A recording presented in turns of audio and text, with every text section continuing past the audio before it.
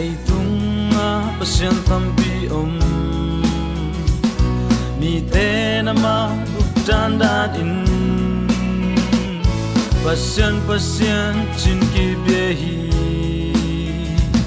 pasien tata ki chai chan lo Lei tunga pasien tampi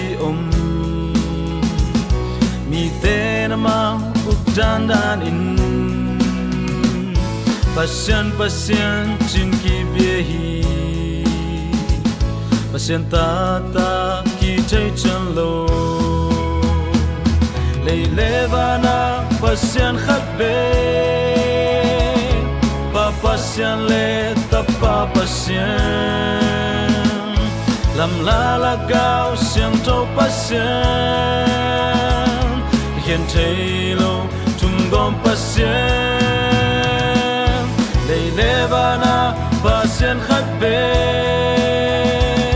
pa pasien le ta pa pasien lam la la gao siang to pasien hiền thei lo tum gom pasien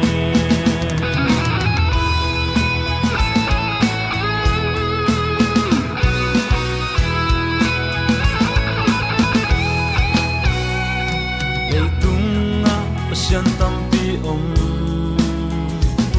mi te nama dandan in pasien chin ki behi pasien tata ki chai chan lo Lei tunga pasien tampi mi te nama dandan in pasien chin ki behi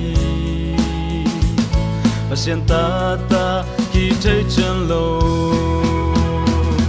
lei levana pasien khat be pa pasien le ta pa pasien lam la la gao siang to pasien